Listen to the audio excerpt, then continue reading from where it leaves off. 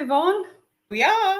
Good afternoon, Evie. I cannot believe how quickly these Thursdays come around. It's just like we just finished one. And Lucky us. One more time being able to be here with you and share a bit about positive intelligence. Always a joy. Yeah, it's always a joy, definitely. Yeah. So what are we talking about today? Fantastic. So to anyone who's joining us, so today we're talking about I'm not enough through the eyes of the hyperachiever. Are you doing this on purpose or what?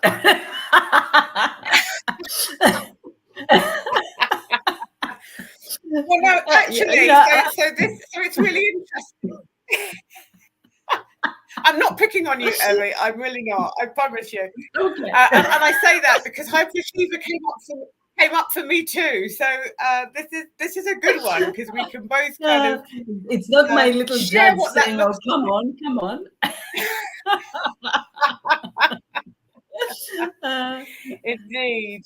Indeed. So so it's all about I am not enough through the eyes of the hyperachiever. And one of the great things about kind of doing these weekly sessions and looking at I am not enough through these different lenses is to understand that, you know, how that I am not enough is not exactly the same for everyone. It comes through a different pattern, a different underlying pattern. And so I think the hyperachiever name kind of gives it away what that's all about. But that pattern is all about being success driven, but also because it's hyperachiever, it's seeking validation. And that means there are a lot of things that go on underneath that. So I'm going to shush for a moment, Evie, and just, if you want to share your experience of that for you, and then I will also share what that looks like or has looked like for me. You know, the reaction that I had when I saw that my second saboteur is a hyperachiever was the exact reaction of a hyperachiever. Like, hyperachiever? I never achieve anything properly. What is that all about? And you know, it is really funny when you start analyzing what you're telling yourself and what your perception is of the things that you do, and how they show up for you personally and how they show up for others. So before I get into that, though, I want to say that achiever is fantastic, is good. Anything hyper, not that much. Because it goes to that extent of like putting us down and making us feel like that we are not enough, we have not done enough, we don't have enough time, we don't have enough resources, especially with a hyperachiever. I think this is what it is, sort of like points out all the things that we don't have, as opposed to, you know, and all the things we have not done, all the ways we have not showed up, all the, you know, all these things. So when it comes to a hyperachiever saboteur, I think the one thing that suffers the most is your confidence, because you don't see, you really cannot see how others perceive your worth and your value. You're straight away going to how, you know, you are not valuing the stuff that you're doing because they're not enough. So, you know, how can I value this? That's not enough. But honestly, my reaction to this before I actually went into what exactly means to be a hyperachiever from the positive intelligence perspective was so typical of a hyperachiever. I was like, okay, I am a hyperachiever then. You know? Absolutely. And I think, you know, there is what that. About yourself? How did you say I think for me, it was really interesting actually, because I don't, again, never really considered myself, I'm that hyperachiever. Really? Does that make sense? But I think it's also about looking at the traits, the typical traits that come with that, and also seeing how those traits fit with some of the other traits of your other top saboteurs, because quite often they are working in partnership, or there's a lot of head butting between them. Everyone wants to run the show, and how that then kind of impacts your behavior. I can certainly think, as I look at my timeline of life, I can absolutely see moments when the hyperachiever probably was my leading saboteur underneath the judge, obviously, but I can see those moments when, I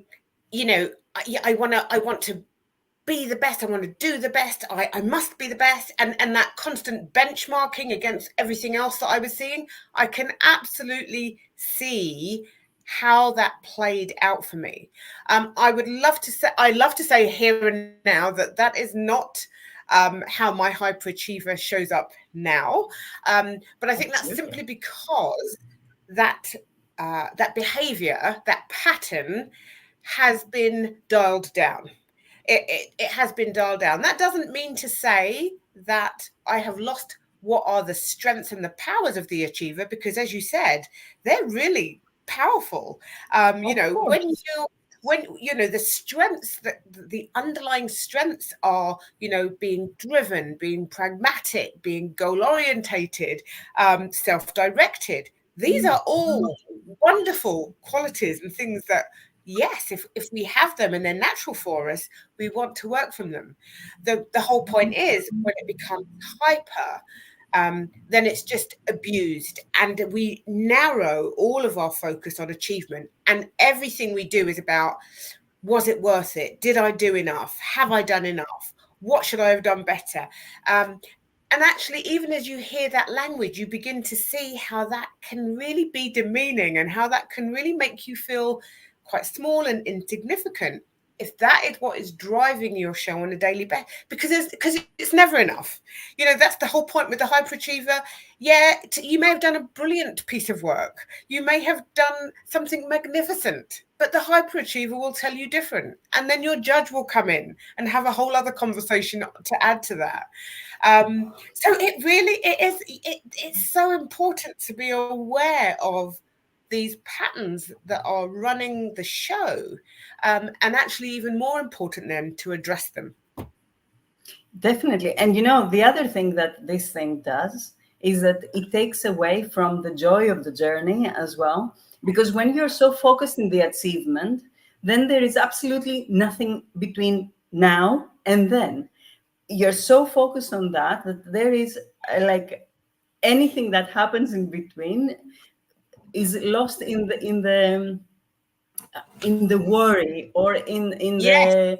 the in that sense of like, I need to do this, and be completely on the go. So you don't pause for nothing, and it definitely takes away from that, the journey, the joy of the journey, and it is a huge part of anything that we achieve, and we miss out. And Yes. to me, that was a revelation when I realized, how much driven I was to get to the result that I wanted. That it was completely tearing me apart, like in the now. Yeah. Then I just put my hands up and said, okay, that's not the way to do it. There is, under no circumstances should anyone do this to themselves. You enjoy the now, and like whatever that result is, it's going to come. It's like, if you set your intention, that's where you're heading. But the now is equally important, if not more important, because that's going to take you where you want to go, in a ebb and flow, in the sage way. Absolutely. And I think, and that's so true, Evie. And you can, as in the hyperachiever mode, you just become so blinkered. which basically means you're missing all the stuff along the way. You're missing other, what may be more aligned opportunities to where you want to get to, because you are just so head focused on that line that you have drawn in the sand somewhere. And of course, that sucks the joy out of everything. And not only does it suck the joy out of everything, it sucks your energy, it depletes you of energy, and it makes it really difficult to have those happy moments. I mean, I have to say that I don't think I've experienced my hyperachiever in that way, to that extreme.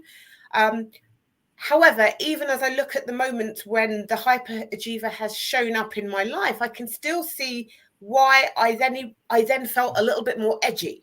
You know, I didn't quite feel like I had the reins of something, and it felt relatively uncomfortable.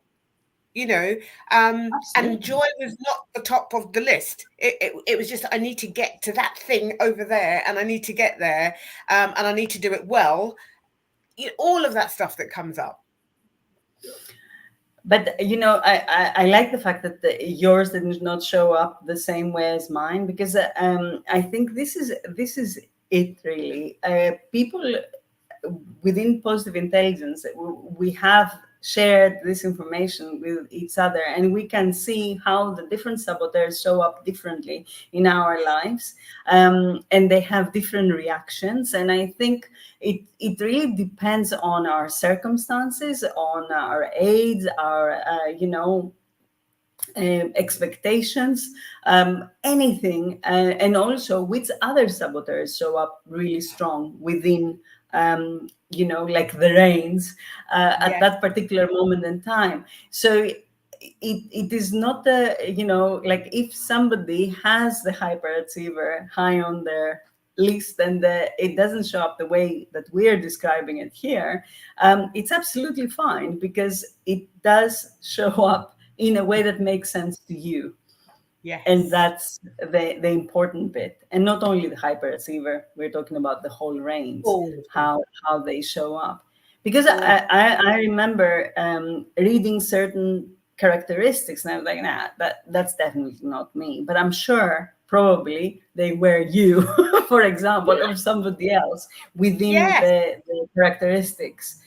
Yes. And it might also be that those characteristics had shown up somewhere along the line of my life, and I just don't remember them, or I didn't pay attention enough, or I wasn't wise enough at that particular moment in time of my life that I could notice what was happening really in my head. So yeah, absolutely. And I think one of the most important things to kind of grasp about the hyperachiever, as with all of the saboteurs, because they each have their thing, is that, you know, the hyperachiever is so focused and is so convinced that everything is about, you know, how well I do something and how much I achieve, all of that external validation that is required to give that sense of worth and value and to feel like enough. The sad truth is, though, with the hyperachiever, they very rarely, if ever, feel enough, because there's never enough validation. There's just not enough. You know, I mean, seriously, I had a client who incredibly accomplished in her work. I mean, literally anyone else who wasn't a hyperachiever would have been like, oh my gosh, wow, look at what I've been able to do. For her, it just didn't, there was no joy. There was no sense of satisfaction. It was already, I could have done more. I should have done more.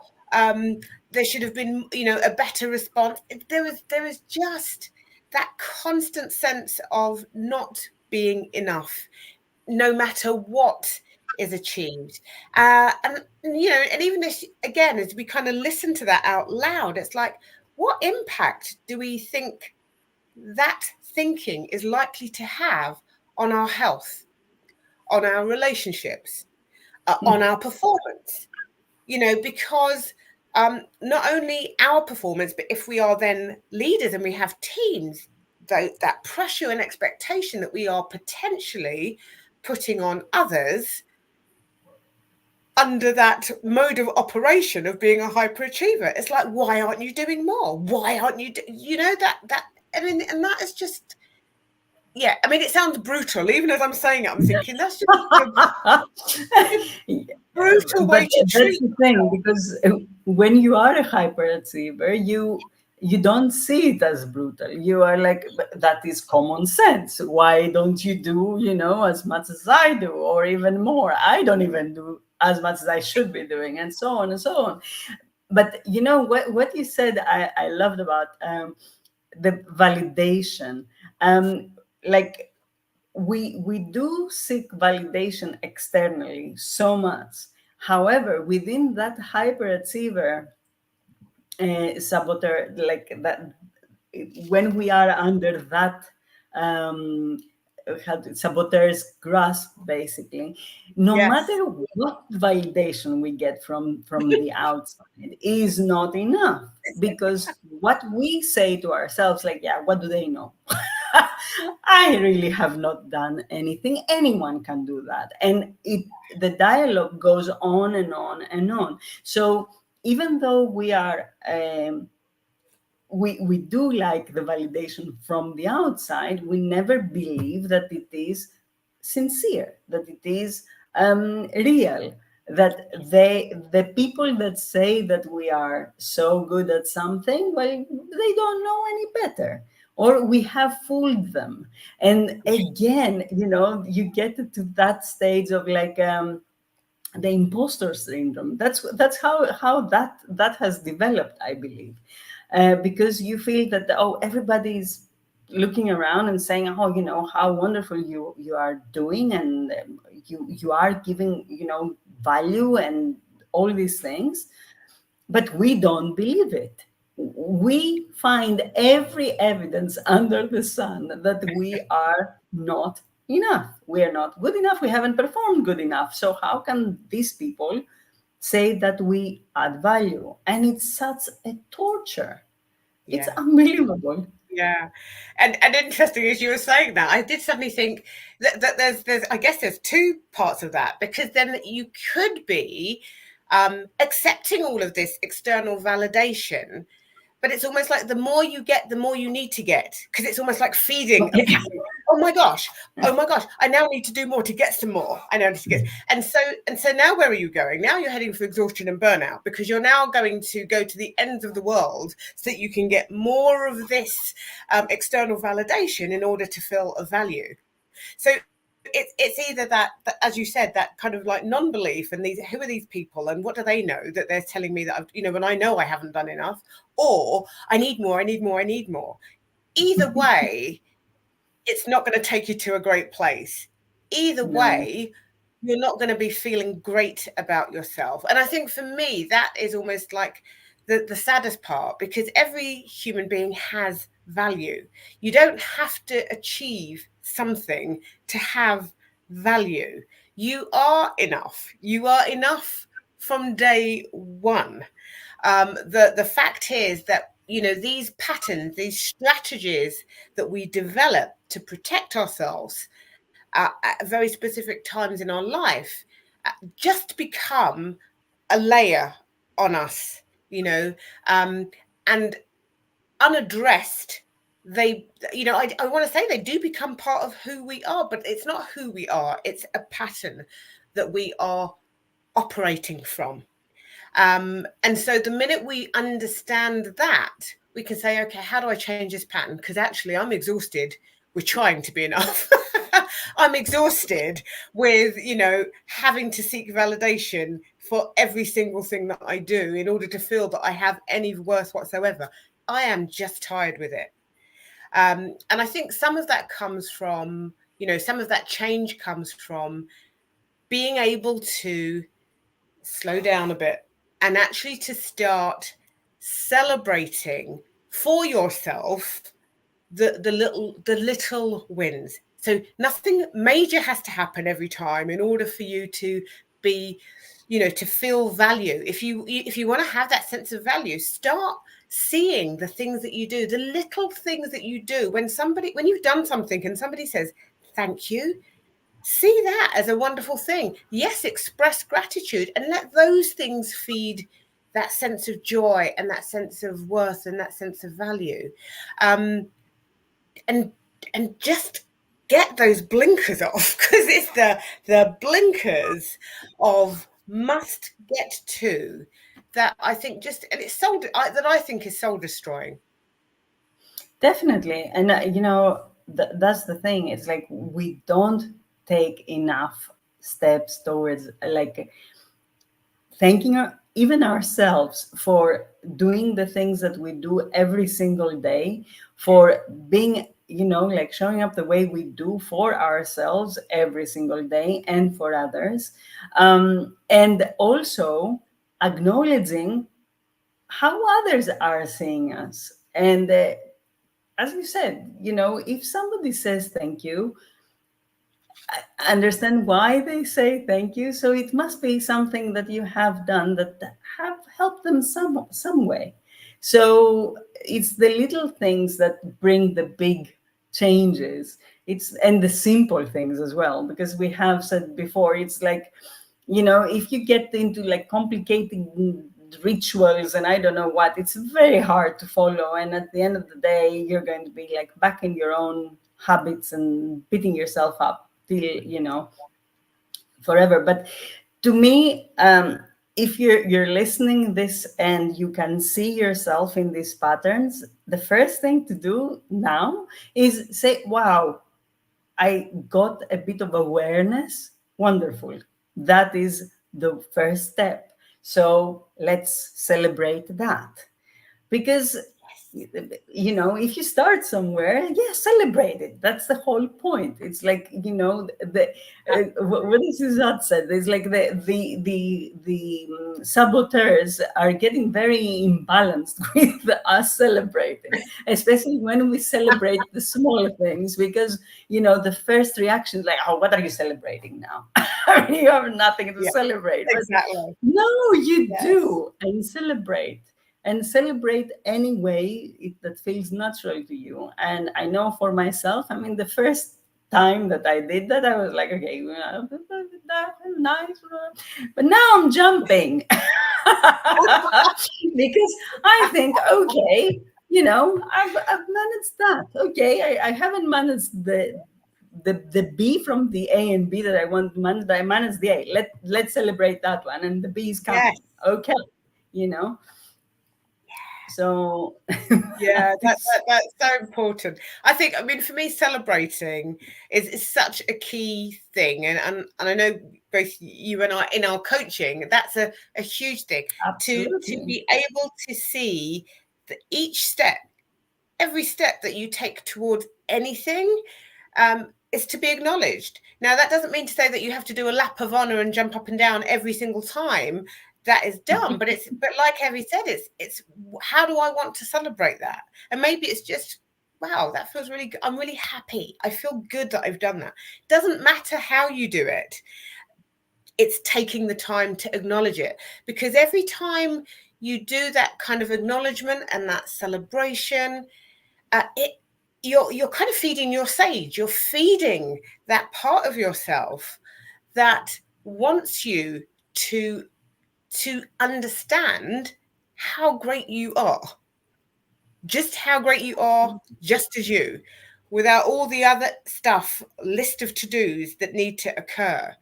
And actually, another thing that kind of just popped into my head about the hyperachiever is that another thing that can happen, and this is a pattern that I saw in a different client, was that she was so hell-bent on doing everything right, perfectly, the best, blah, blah, that when it didn't go that way, or when she didn't perceive that it had gone that way, she then procrastinated. She then went into procrastination mode, because it's almost like, oh, why? What's the point? Why am I bothering?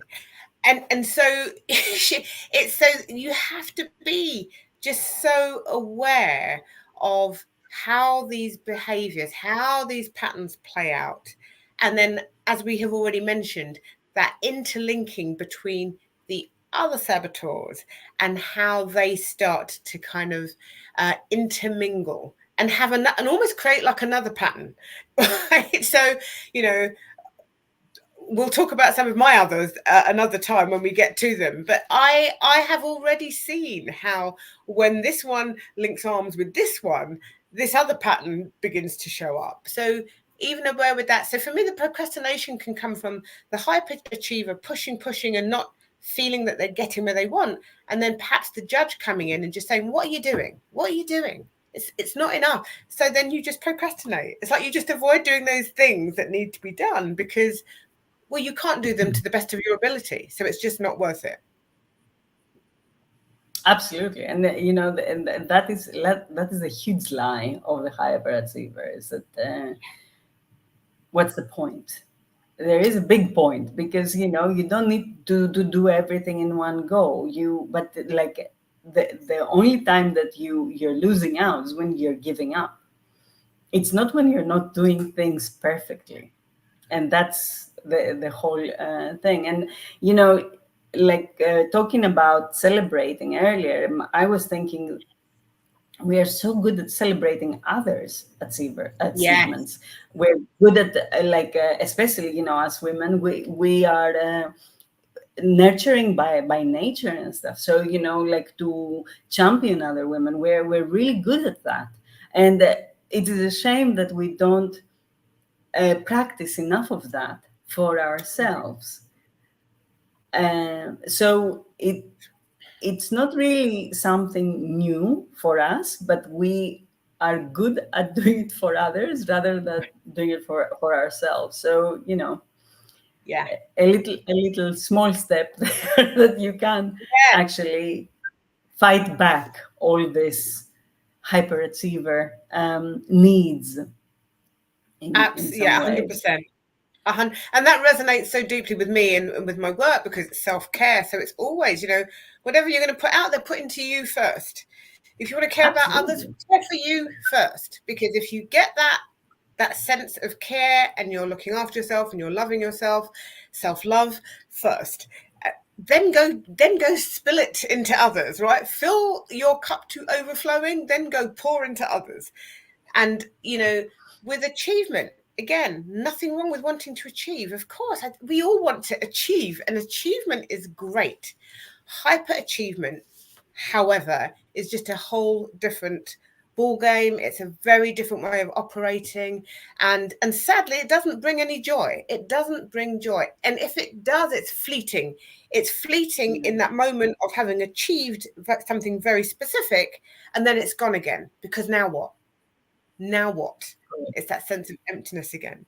So for anyone out there who has kind of heard a bit of themselves in what we've talked about today, and if you have never done the assessment, then I encourage you to go and do the assessment. And when you receive the results, read it with an open mind. What you don't want is your judge to start coming out to play and start saying, yeah, look at you, what a mess you are, right? That's not the purpose. It's to be able to look at the results with open eyes, open heart, and be able to notice the things that resonate and the things that don't, because not everything will resonate, or it's very unlikely. Some will. Evie and I have already demonstrated that even though hyperachiever has come up for both of us, we have experienced it and seen it in quite different ways. But being able to identify it gives us an opportunity to work on being able to dial it down so that it doesn't become, it doesn't affect how we enjoy our lives. And that for me is everything.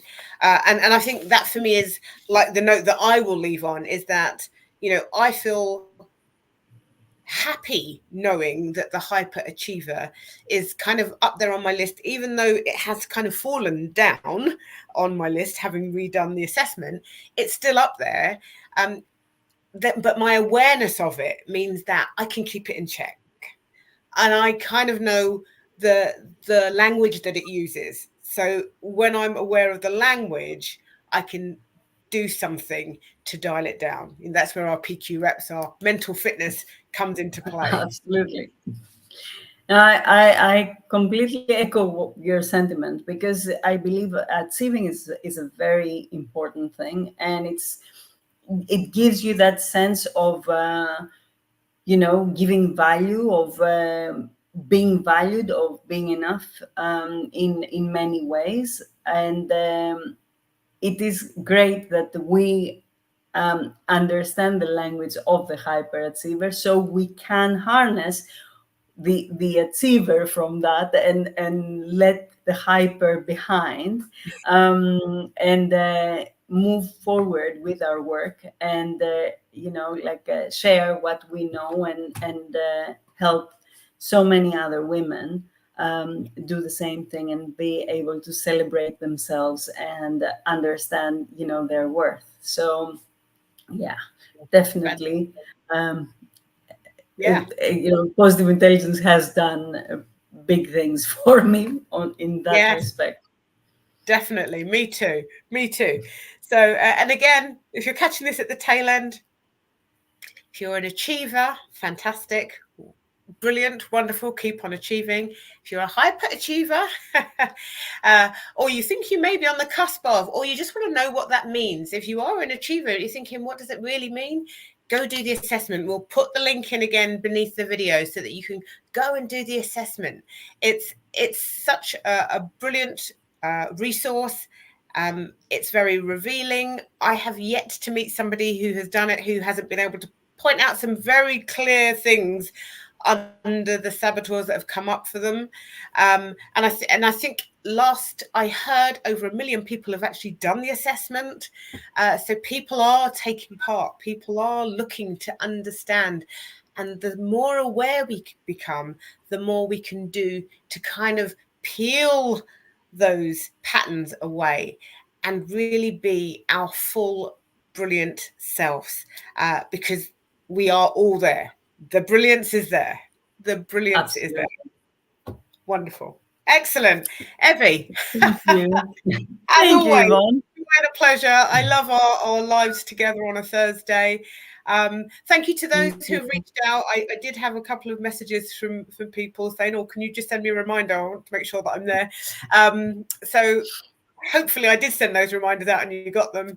And it's really great to know that people are listening in and getting some value. So thank you so much for your time and tuning in. Thank you. Evie, next week. Yvonne, until next week. Bye-bye. Take care. Bye.